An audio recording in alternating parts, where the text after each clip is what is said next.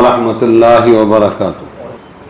سورہ احزاب گروہوں والا جماعتوں والی سورت، غزوہ احزاب جو آیتیں پڑھی گئی تھی 9 سے 27، کل بھی اس کی تفسیر چلی اور آج بھی اس کی تفسیر ہے۔ حضرت حذیفہ رضی اللہ عنہ کا دشمن کے لشکر میں جانے اور خبر لانے کا واقعہ۔ اس سے پہلے آپ کو معلوم ہوا کہ جو مسعود نعیم ابن مسعود، کیا نام تھا ان کا؟ نعیم ابن مسعود، انہوں نے بہت نئے مسلمان بنے تھے، انہوں نے بہت ہی اچھی چالاکی سے بنو قریظہ، یہود مدینہ اور مشرکین کے درمیان پھوٹ ڈال دی۔ اب آپ صلی اللہ علیہ وسلم کو یہ بات معلوم ہوئی تو جو آسمانی ہوا آئی، ٹھنڈی برفانی، اور پھر ان کے خیمے اکھڑ گئے، یہ خبر حضور کو ملی تو آپ صلی اللہ علیہ وسلم نے چاہا کہ دشمن کا کیا حال ہے معلوم کریں۔ رسول اللہ صلی اللہ علیہ وسلم کو نعیم ابن مسعود کی کارگزاری احزاب کے درمیان پھوٹ کے واقعات کی خبر ملی تو ارادہ فرمایا اپنا کوئی آدمی جا کر دشمن کے لشکر، ان کے ارادوں کا پتہ لگائے، اب کیا کرنا چاہتے ہیں۔ مگر وہ سخت برفانی ہوا جو دشمن پر بھیجی گئی تھی بہرحال پورے مدینہ پر حاوی تھی، اور مسلمان بھی اس سخت سردی سے متاثر ہوئے۔ رات کا وقت تھا، صحابہ کرام دن بھر کی محنت و مقابلے سے چور چور سخت سردی کے سبب سمٹے بیٹھے تھے۔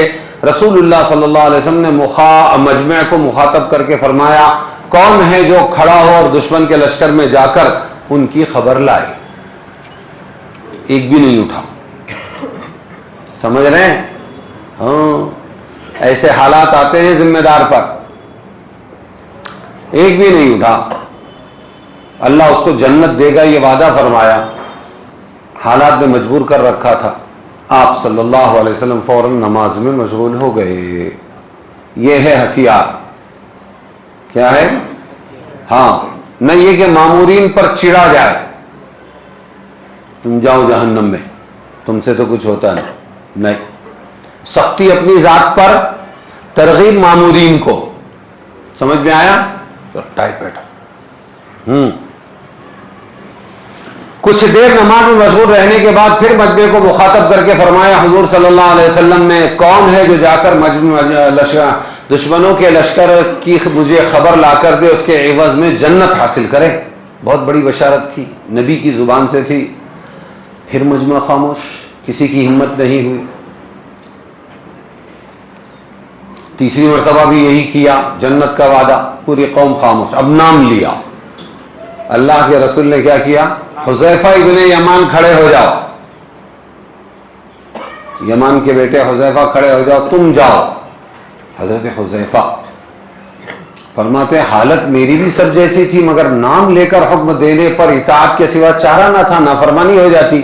میں کھڑا ہو گیا، سردی سے میرا بدن کانپ رہا تھا۔ آپ نے اپنا دست مبارک، اپنا ہاتھ میرے سر اور چہرے پر پھیرا، فرمایا دشمن کے لشکر میں جاؤ اور مجھے صرف خبر لا کر دو۔ سمجھ میں آیا؟ میرے پاس واپس آنے سے پہلے کوئی کام نہ کرو اپنی طرف سے۔ میں بولتا ہوں ذرا پنکھا چالو کرو تو انسنی کر دیں گے، اور اگر کوئی اٹھا تو جائے گا، چالو کرے گا، کھٹ کھٹ، یا تو آگے بڑھائے گا، پھٹ پھٹ، یا تو پیچھے کرے گا۔ یہ سکھایا حضور نے، میں جتنا بول رہا ہوں اتنا کرو۔ جب پنکھا چالو کرو تو پنکھا چالو کرو، بڑھاؤ تو بڑھاؤ، گھٹاؤ تو گھٹاؤ۔ ہاں، آگاؤ لوگ، آگاؤ کیسے؟ ہاں،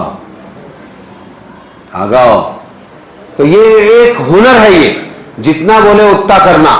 اس لیے اللہ کے نبی صلی اللہ علیہ وسلم نے فرمایا کہ صرف مجھے خبر لا کر دو، میرے پاس واپس آنے سے پہلے کوئی کام نہ کرو۔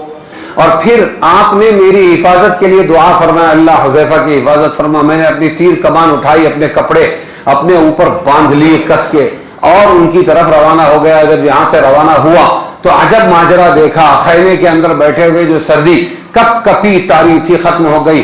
میں اس طرح چل رہا تھا جیسے کوئی گرم حمام میں چلتا ہو۔ ایسے چل رہا تھا جیسے کوئی گرم حمام کے اندر ہو. یہاں تک کہ میں ان کے لشکر میں پہنچ گیا. میں نے دیکھا کہ ہوا کے طوفان نے ان کے خیمے اکھاڑ دیے ہیں, ہانڈیاں الٹ دی ہے. ابو سفیان آگ کے پاس بیٹھ کر سیک رہے تھے.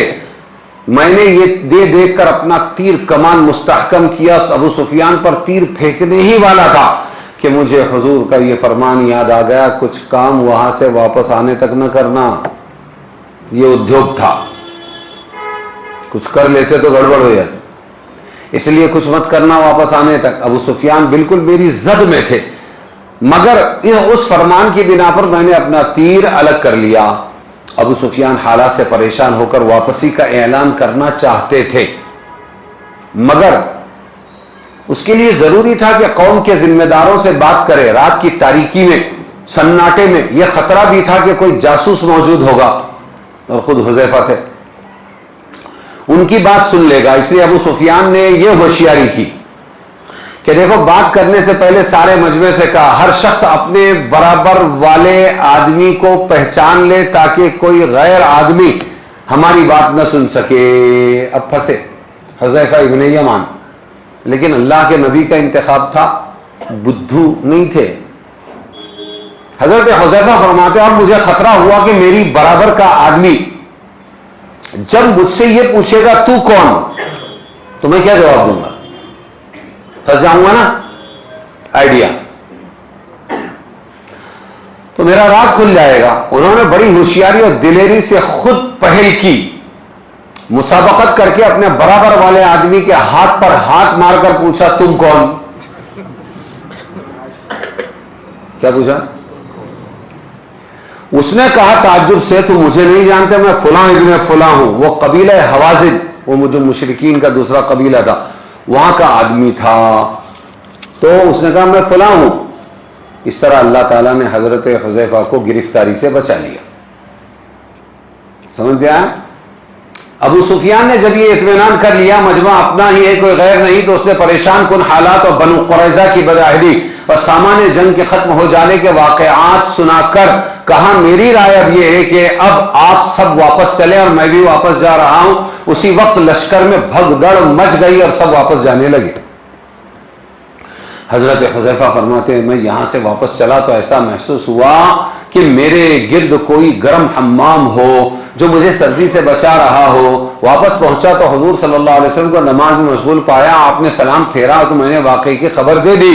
حضور صلی اللہ علیہ وسلم کو حضور صلی اللہ علیہ وسلم اس خبر مسرت, خوشی کی خبر سے خوش ہو کر ہنسنے لگے, یہاں تک کہ رات کی تاریکی میں اندھیرے میں آپ کے دانت مبارک چمکنے لگے. حضور اکثر تبسم فرماتے تھے. کیا کرتے تھے؟ ہا ہا ہا ہا قہقہا. اس کا نام کیا ہے؟ اس کا نام ہے ہنسی, اور صرف یوں مسکرا دینا, اس کا نام ہے مسکراہٹ, چہرے پہ خوشی آ جائے. سمجھ میں آیا؟ نماز میں تینوں کا حکم الگ ہے. قہقہے سے وضو بھی گیا ٹوٹ جاتا ہے اور نماز بھی ٹوٹ جاتی ہے, اور ہنسنے سے نماز تو ٹوٹتی ہے وضو نہیں ٹوٹتا, اور تبسم سے نماز بھی نہیں ٹوٹتی. تینوں کے احکام الگ. تو بہت کم ایسا ہوا ہے کہ اللہ کے نبی ایسا ہنسے ہو جس سے دانت نظر آئے ہو. یہ وقت تھا کہ حضور کے دانت چمکنے لگے. اس کے بعد رسول اللہ صلی اللہ علیہ وسلم نے مجھے اپنے قدموں میں جگہ دی. گرم اوڑے ہوں گے تو قدموں میں سلا دیا, سو جاؤ. اور جو چادر آپ اوڑے ہوئے تھے اس کا ایک حصہ مجھ پر ڈال دیا. کیا نصیب, حضور کے تلووں سے لگ کر پیروں سے لگ کر سو رہے ہیں حذیفہ. یہاں تک کہ میں سو گیا. جب صبح ہو گئی تو آپ نے خود ہی فرمایا قم یا نعمان, اے بہت سونے والے اٹھ جا. کیا فرمایا؟ ہاں, جوعان بھوکا, عطشان پیاسا. سمجھ میں آیا؟ نعمان نوم سے ہے یہ, اے بہت سونے والے کھڑا ہو جا. آئندہ کفار کے حوصلے پست ہو جانے کی خوشخبری صحیح ہے بخاری میں. سلیمان ابن سرد کی روایت ہے. احزاب کے واپس جانے کے وقت رسول اللہ صلی اللہ علیہ وسلم نے فرمایا, جب سب چلے گئے تو حضور نے فرمایا الان نغزوہم ولا یغزوننا نحن نسیر الیہم, یعنی اب وہ ہم پر حملہ آور نہ ہوں گے بلکہ ہم ان پر حملہ کریں گے اور ان کے ملک پر چڑھائی کریں گے. امتحان کے دن ختم ہو گئے. ڈر ڈر کے جینے اور دفاع کرنے کے دن ختم ہو گئے، اب یہ بشارت تھی اس کے بعد کبھی وہ چڑھائی کر کے نہیں آئیں گے، گئی کمر ٹوٹ گئی، اور یہی مانگا تھا حضرت سعد رضی اللہ عنہ. آگے آ رہا ہے، سمجھ میں آیا؟ یہ ارشاد فرمانے کے بعد رسول اللہ صلی اللہ علیہ وسلم صحابہ کرام شہر مدینہ میں واپس آ گئے، اور 1 مہینے کے بعد مسلمانوں نے اپنے ہتھیار یوں کھولے، ایسے ٹنگائے رکھے. حضرت حذیفہ کا یہ واقعہ صحیح مسلم میں ہے. یہ مستقلاً ایک درس عبرت ہے جو بہت سی ہدایات معجزات رسول پر مشتمل ہے. غور کرنے والے خود معلوم کر لیں گے، تفصیل لکھنے کی ضرورت نہیں. غزوہ بنو قریظہ، لاگو پاٹ کیا بولتے ہیں آپ کے یہاں؟ لگاتار. ابھی آپ صلی اللہ علیہ وسلم اور صحابہ کرام مدینہ میں واپس پہنچے ہی تھے کہ اچانک جبرائیل امین آئے حضرت دحیہ کلبی صحابی کی صورت میں، اور فرما اگرچہ آپ لوگوں نے اپنے ہتھیار کھول دیے ہیں مسلمانوں، مگر فرشتوں نے اپنے ہتھیار نہیں کھولے ہیں. اللہ تعالیٰ کا آپ کو یہ حکم ہے محمد، اللہ کا آپ کو اور مسلمانوں کو یہ حکم ہے کہ آپ بنو قریظہ یہودیوں پر حملہ کریں، اور میں آپ سے آگے جا رہا ہوں.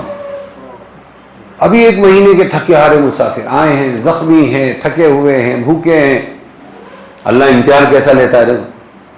یہی تھے نا فتین بنو قریظہ، انہوں نے ہی دھوکہ دیا تھا نا، تو بہانہ مل گیا. اس لیے سیاست کبھی چھوڑنی نہیں چاہیے. اللہ کے نبی مسلمان آج سوچ رہا ہے. میں نے ایک لیڈر کو پوچھا مسلمانوں کے آج سے چند سال پہلے مسلمان کو سیاست میں آنا چاہیے کہ نہیں آنا چاہیے. اس نے کہا نہیں، جب تک کہ اتنی کیپیسٹی نہ ہو جائے کہ گدھے کو بھی کھڑا کر دے تو لوگ جتوا کر لائے، تب تک نہیں آنا چاہیے. یہ اس کا غلط فارمولہ تھا. بہت سے علماء غلطی پر ہیں.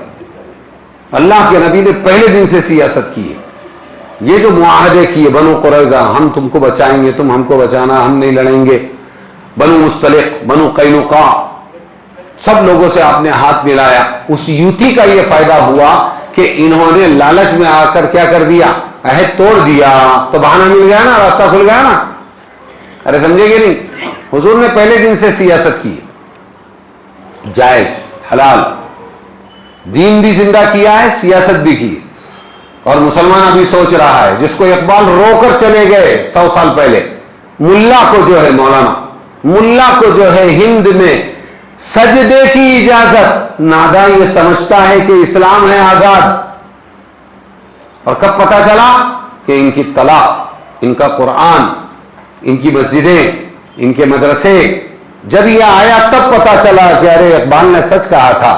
خالی نماز کا پرمیشن ملنے کی وجہ سے یہ نہیں سمجھنا چاہیے کہ ہم آزاد ہیں، ہم تو غلام ہیں. یہ تو کبھی بھی وار کریں گے. پھر کیا کرنا کہ اب امام صاحب کا وضو فاسد ہو گیا ہے، تو پھر امام صاحب یوں نکلیں گے. کیسے نکلیں گے؟ ہوا نکل گئی، وضو ٹوٹ گیا تو امام کیسے نکلے گا پیچھے؟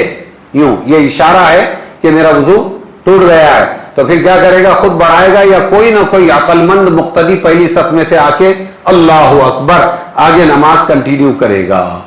تو سمجھ میں آ رہا ہے کہ نہیں؟ تو جتنے امام ہم نے مصلی چھوڑا، یہ جتنے امام ہیں یہ سب کے سب بے ایمان ہیں، ایمان نہیں ان کے پاس.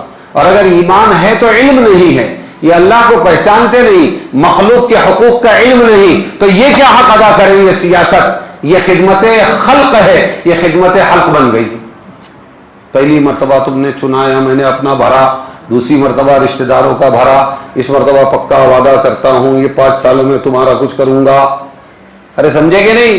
اللہ کے نبی نے سیاست نہیں چھوڑی، کبھی نہیں چھوڑی. امامت بھی، خطابت بھی، اور مدرسہ بھی، اور قاعدہ پڑھانا بھی، دین کی رہبری بھی، تعلیم بھی، تربیت بھی، اسلام کی دعوت بھی، اور ساتھ میں سیاست بھی. میری ویڈیوز دیکھ لینا، محمد تمام انسانوں کے ہیں، آخری کے 10 ایپیسوڈ 40 میں سے وہ دیکھ لینا. خیر، اللہ کے نبی نے یہ بنو قریظہ یہ وہی تھے یہودی جنہوں نے معاہدہ کیا حضور کے ساتھ میں، اور ہاتھ ملایا کس کے ساتھ میں؟ اب ان کو جینے کا حق نہیں تھا. کیا بہانہ ملا، کیا بہانہ ملا. ورنہ آج تک رہتے، ابھی بھی یوں پیٹتے، ماتم کرتے ہیں. محمد محمد، مدینہ مدینہ، یثرب یثرب، ان محمد قد مات قد خلف البنات. चिढ़ के बोलते हैं मोहम्मद मर गया नाउज़ु बिल्लाह और लड़कियां बेटियां छोड़ गया। ये बुज़दिल मुसलमानों को बेटियां बोलते हैं। आज भी वही सपना है उनका। ग्रेटर इसराइल का मतलब समझते हैं? मदीना मक्का उसके अंदर है, पूरा अरबस्तान है। हाँ, तो अब ये हजरत जिब्राइल ने कहा आप हथियार उतार चुके, मैं जा रहा हूं, आप भी आइए। रसूलुल्लाह सल्लल्लाहु अलैहि वसल्लम ने मदीना में ऐलान करने के लिए एक मुनादी भेज दिया, जिसने रसूलुल्लाह सल्लल्लाहु अलैहि वसल्लम को ये हुक्म लोगों को सुनाया और पहुंचाया, ला युसल्लियन्ना अहदुन अल अस्र इल्ला फी बनी कुरैज़ा, यानी कोई आदमी असर की नमाज न पढ़े जब तक कि बनु कुरैज़ा में न पहुंच जाए। वो यहूदियों की लॉबी और बस्ती थी। मैं गया हूं उस किले के अंदर, उसकी वीडियोस भी उतार के लाया था। ऐसे ऊंचाई पर, जरा डोंगर जैसी जगह पर है, और मदीना से हो सकता है 10 किलोमीटर, मेरा अंदाजा है 10-15 किलोमीटर होगा। तो हुजूर ने फरमाया यहां से चलो और असर का टाइम हो जाएगा, फिक्र मत करो। कहां असर पढ़ना है? रास्ते में नहीं पढ़ना है। सहाबा किराम सब के सब इसी दूसरे जिहाद के लिए फौरन तैयार होकर बनु कुरैज़ा की तरफ रवाना हो गए।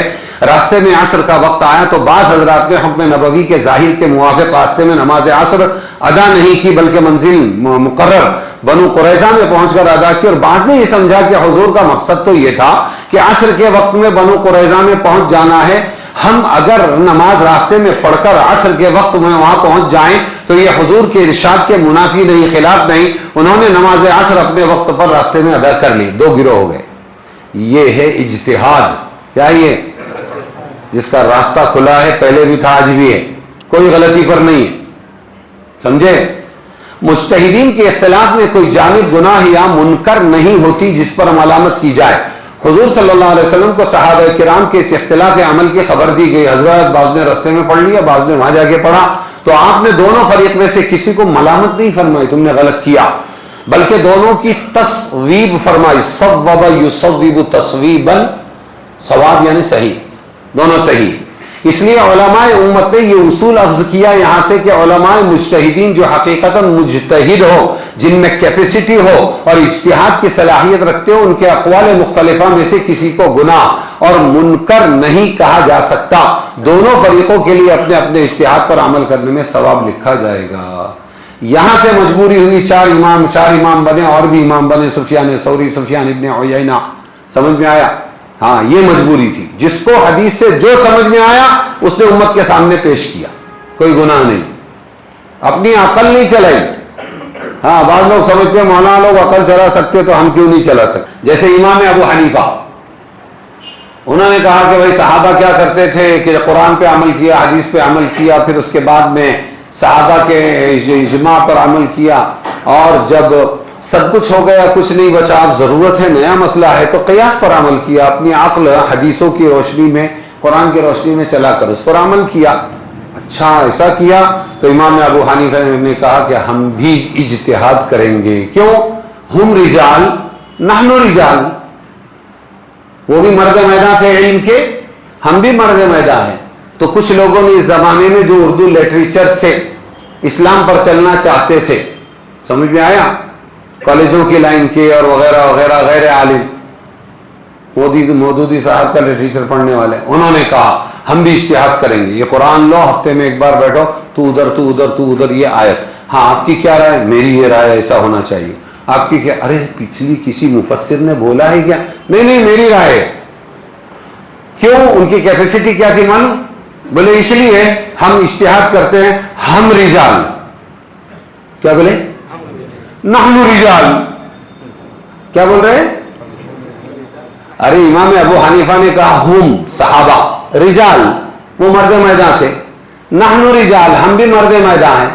ये इनका इल्म क्या है? उसी को बोल रहे हैं हम रिजाल, हम मर्द मैदान हैं, और नहनु भी हम नहनु रिजाल। अरे समझे कि नहीं समझे? हाँ, ये ऐसी अरबी वाले थे। एक साहब आए, बोले मौलाना मेरे को अरबी सीखने का है। अच्छा ठीक है, बैठो इधर। एक बच्चा है, हजरत इसको क्या बोलते हैं? कमीस, कमीसुन। अच्छा हजरत इसको क्या बोलते हैं? इजार, इजारुन। अच्छा हजरत इसको क्या बोलते हैं? तो ऐसा उससे 2-3 बातें पूछा, इन्होंने उसमें तदवीन लगा दी, उन चला गया हो। اس نے کہا السلام علیکم چلتے ہیں, عربی سیکھنے آیا. کیوں؟ آگے بولے عربی. وہ کیوں؟ اچھا بول یہ کیا ہے؟ بھائی سن. وہ کیا ہے؟ بیلون.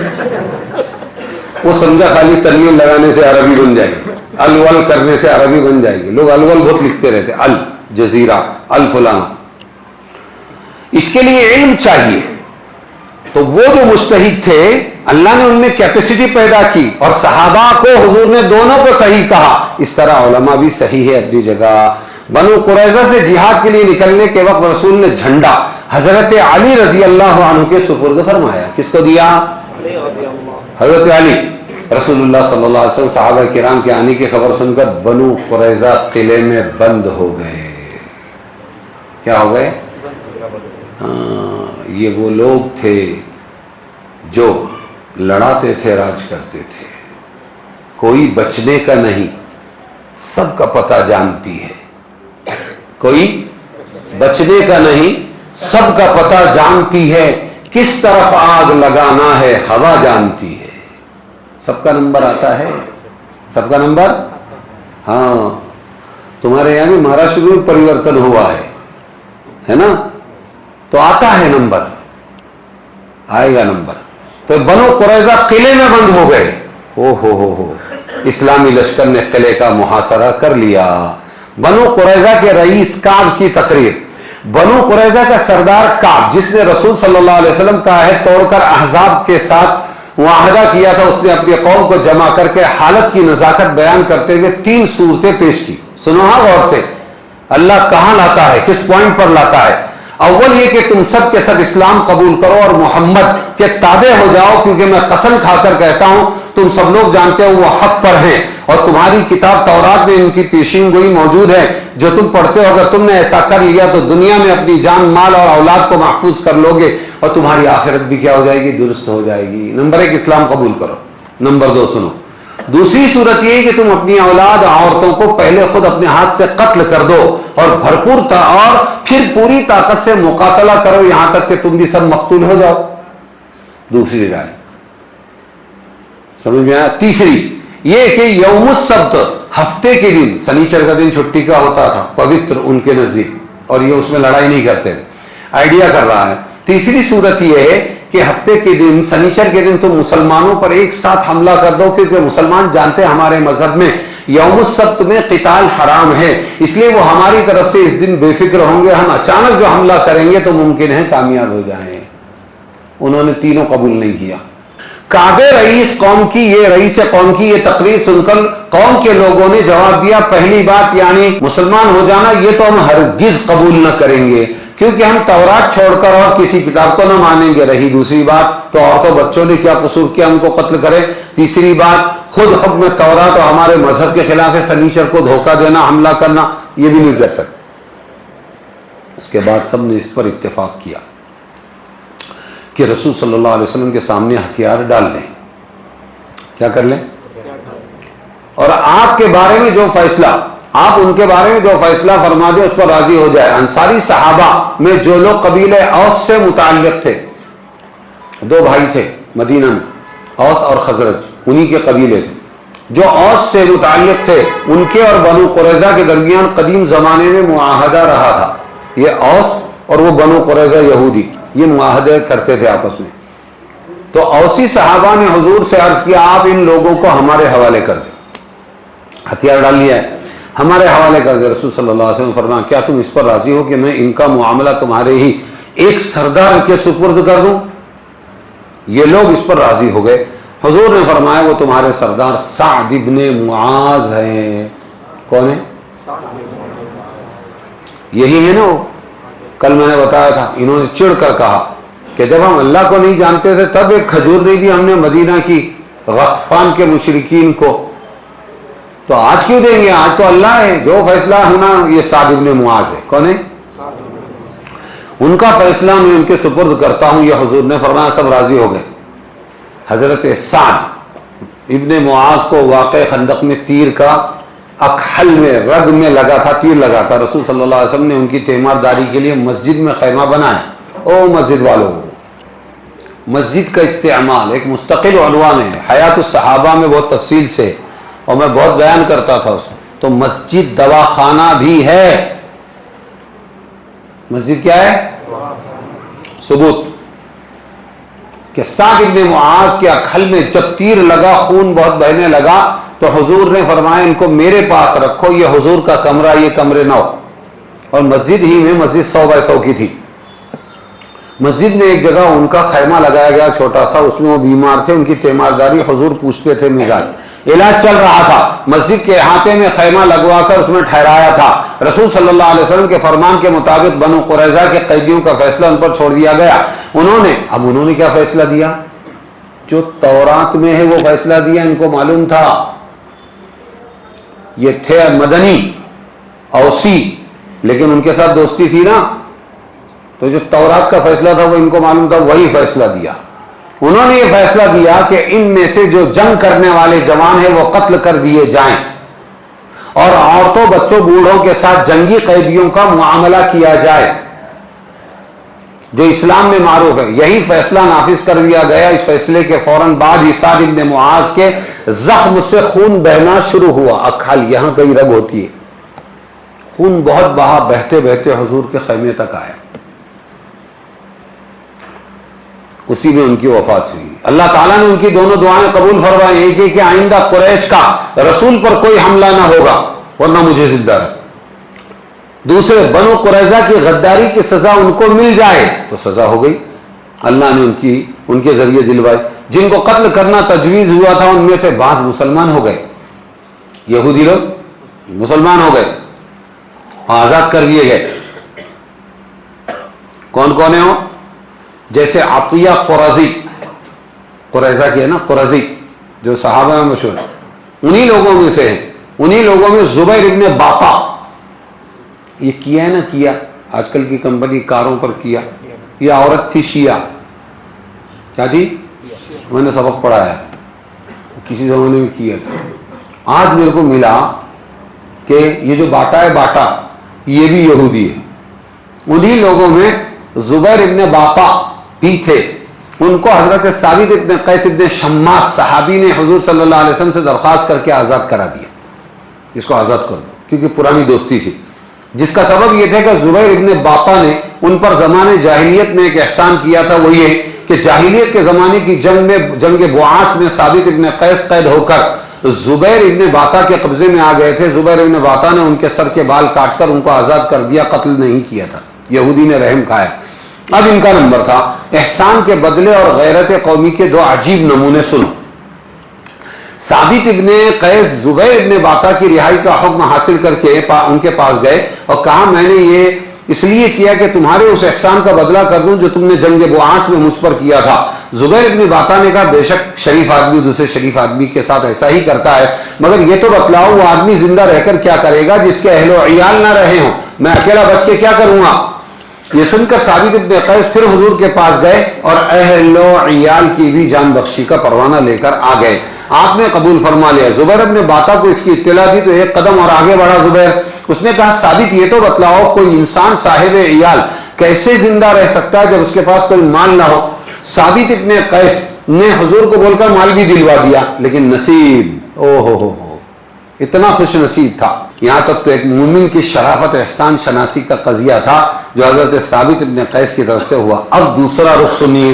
زبیر ابن باطا کو جب اپنے اور اپنے اہل و عیال کی آزادی اور اپنے مال و متاع سے واپس مل جانے کا اطمینان ہو چکا تو اس نے حضرت ثابت ابن قیس سے قبائل یہود کے سرداروں کے بارے میں سوال کیا. پوچھا وہ ابن ابی الحقیق تھا ہمارے بنو قریظہ میں یہودی، اس کا کیا ہوا؟ جس کا چہرہ چینی آئینے کی طرح خوبصورت، اس کا کیا ہوا؟ انہوں نے کہا وہ تو قتل کر دیا گیا. پھر پوچھا بنو قریظہ کے سردار کعب ابن قریظہ، عمرو ابن قریظہ کا کیا انجام ہوا؟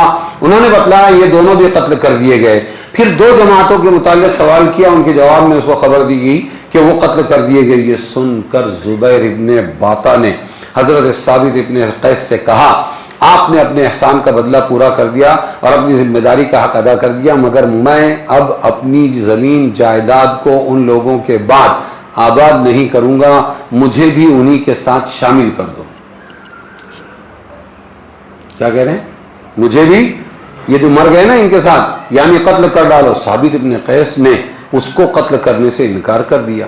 پھر اس کے نہیں قتل کرنا پڑے گا، پھر اس کے اصرار پر کسی دوسرے مسلمان نے اس کو قتل کیا. کس کو؟ زبیر ابن. خالی باٹا گنبدی رہ گئی، جوتے کی باٹا گنبدی رہ گئی، وہ چلا گیا بیچارہ. یہ ایک کافر کی غیرت قومی تھی جس نے سب کچھ ملنے کے بعد اپنے ساتھیوں کے بغیر زندہ رہنا پسند نہ کیا. ایک مومن ایک کافر کے یہ دونوں عمل ایک تاریخی یادگار کی حیثیت رکھتے ہیں. بنو قریظہ کی یہ فتح ہجرت کے 5ویں سال میں ماہ ذی قعدہ کے آخر اور ذی الحجہ کے شروع میں ہوئی. تنبیہ: غزوہ احزاب و بنو قریظہ کو اس جگہ کسی قدر تفصیل سے لانے کی ایک وجہ تو یہ خود قرآن نے اس کو بیان کیا ہے. سمجھ میں آیا؟ بہت سی عبرتیں بھی اس میں. مسلمانوں پر بہت سختیاں ہوئی، بہت تکلیفیں تھی، اس لیے کیسے کیسے حالات آئے کہ اللہ کے بارے میں بدگمانی ہوئی. تظنون باللہ الظنون، کہ اللہ ہے بھی یا نہیں، اللہ ہماری مدد کرے گا یا نہیں. پھر منافقین کے حالات بیان ہوئے کہ وہ کہنے لگے منافقین کہ اللہ نے اور رسول نے دھوکہ دیا. وَإِذْ يَقُولُ الْمُنَافِقُونَ وَالَّذِينَ فِي قُلُوبِهِم مَّرَضٌ مَّا وَعَدَنَا اللَّهُ وَرَسُولُهُ إِلَّا غُرُورًا. یہ ان کے اندر کی سب گندگی باہر آ گئی اور یہی کہنے لگے یا اہل یثرب لا مقام لکم فارجعوا، اے مدینہ والو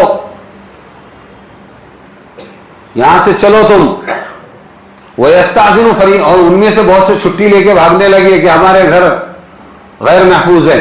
اس کے بعد مومنین مخلصین کا ذکر فرمایا اللہ نے کہ ان کے ثبات استقلال کی مدح تعریف کی گئی. اس کے ضمن میں رسول کے اتباع اقتداء کی تاکید ایک ضابطے کی صورت میں بیان کی گئی. لقد کان لکم فی رسول اللہ اسوۃ حسنہ، تمہارے لیے سیکھنی تھی رسول کی زندگی میں اچھی بات، یعنی ان کی زندگی کو اپنی زندگی بناؤ. وَأَنزَلَ الَّذِينَ ظَاهَرُوا مِنْ أَهْلِ الْكِتَابِ مِنْ صَيَاصِيهِمْ، یہ آخری آیتوں میں بنو قریظہ کا قصہ ہے. یعنی جن اہل کتاب نے اہل احزاب کی مدد کی تھی، اللہ نے ان کے دلوں میں اللہ کے رسول اور مسلمانوں کا رعب ڈال کر ان کے مضبوط قلعوں سے ان کو نیچے اتار دیا اور ان کے اموال اور دار اور دیار کا مسلمانوں کو وارث بنا دیا. تو دنیا سجا رہی ہے، فکر مت کرو. دلائے گا کس کو؟ اللہ. کس کو دلائے گا؟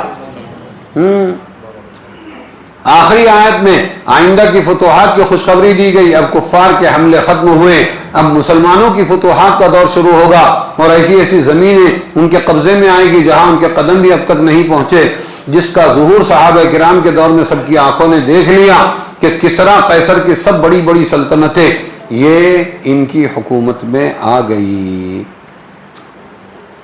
سمجھے کہ نہیں سمجھے؟ یاد رکھو اس کو. یہ ہے تمہاری تاریخ، یہ ہے تاریخ. کتنے کمزور تھے، کتنے مضبوط ہو گئے. جس کو علامہ اقبال نے کہا کبھی اے نوجوان مسلم تدبر بھی کیا تو نے، وہ کیا گردوں آسمان، وہ کیا گردوں تھا تو جس کا ہے ٹوٹا ہوا تارا، تجھے اس قوم نے پالا ہے آغوش محبت میں، کچل ڈالا تھا جس نے پاؤں میں تاجے سرے دارا. ہاں مسلمان بھول گیا، یہ تاریخ بھول گیا. تمدن آفری خلاق آئین جہاں-داری و صحرائے عرب، یعنی شتربانوں کا گہوارہ. اگر چاہوں تو نقشہ کھینچ کر الفاظ میں رکھ دوں، مگر تیرے تخیل سے فزو تر ہے وہ نظارہ. حکومت کا تو کیا رونا کہ وہ ایک عارضی شے تھی، نہیں دنیا کے آئینے مسلم سے کوئی چارہ، مگر وہ علم کے موتی کتابیں اپنے آبا کی، جو دیکھیں ان کو یورپ میں تو دل ہوتا ہے 30 پارہ، 30 پارے 30 ٹکڑے. گنوا دی ہم نے جو اسلاف سے میراث پائی تھی، سریا سے زمین پر آسمان نے ہم کو دے مارا. تو اپنی اس تاریخ کو یاد رکھنا چاہیے. وہ اپنی ہار کو نہیں بھولے ہیں. سانپ لوٹتے ہیں تو ہم اپنی جیت کو کیسے بھولیں؟ کیسی محنتیں کی انہوں نے. تب اللہ نے عروج دیا تھا.